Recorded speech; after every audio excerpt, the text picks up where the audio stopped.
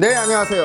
오늘도 여러분들에게 욕실에 대한 궁금증을 해결해 드리는 타일가게 아저씨 타짱입니다. 반갑습니다. 이 영상을 먼저 보시죠.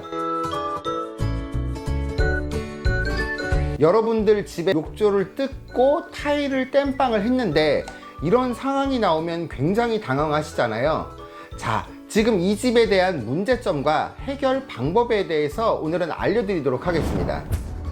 이 집의 문제점이 뭐냐면은 욕조를 철거를 하고 타일로 이제 마감을 한 거예요. 그런데 시공한 지 2년 반이라는 시간이 지났다고 합니다. 건축법상 1년 안에 문제가 발생됐을 때는 공사를 맡긴 곳에서 전부 다 해결해 주는 게 원칙입니다. 하지만 이분 같은 경우에는 공교롭게 2년 반이라는 시간 후에 이런 상황이 생긴 거예요. 그러니 그 업자한테 전화했을 때 알아서 하라는 식으로 하고 전화를 끊었다고 합니다. 좀 책임감 있는 시공자분들이라면은 당연히 이렇게 이 공사를 안 하겠지만은 애초에 본인이 이런 일이 언젠가 터질 걸 예상하고 공사하시는 분이 있다고 하면은 공사를 하지 않는 게 낫지 않을까 이렇게 생각을 해봅니다.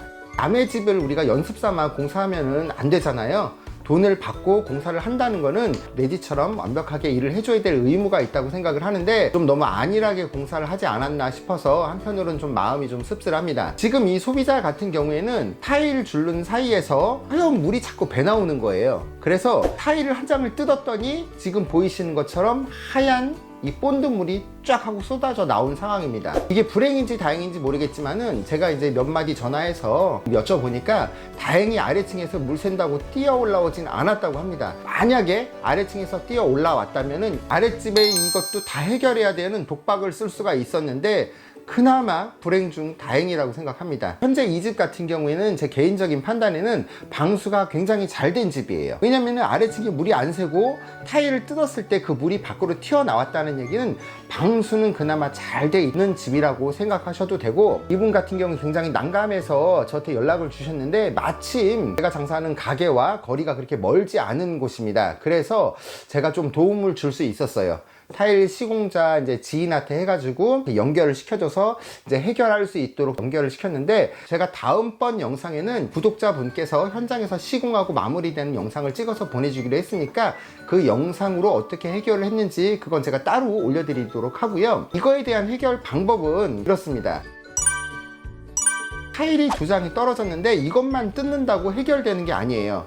이제 여러분들은 잘 모르시니까 2장 타일 들뜬 부분만 띄어서 시공자를 불러서 해결을 하면 될 거라고 생각을 하는데 전혀 그렇지 않습니다. 왜냐면은 물이 지금 이만큼 나와 있다는 얘기는 그 옆쪽 벽면으로도 충분히 물이 스며들었다는 얘기거든요. 안전하게 하기 위해서는 이분이 어디까지 본드로 막 타일을 써서 덧방을 했는지 모르기 때문에 어느 정도 들떠 있는 부분은 싹 찾아서 욕조 벽면을 싹 뜯고 다시 무조건 재공사를 해야 됩니다. 재공사를 할 때에는 본드바리로 하시면 절대 안 되고요. 화바리 공법이라고 하죠. 모래랑 시멘트로 해가지고 한 번에 딱 단을 맞춰서 마감을 해야 제일 깔끔하게 나올 수 있습니다. 또 불행 중 다행인 게 바닥 타일은 튼튼하게 잘 붙어 있다고 하더라고요.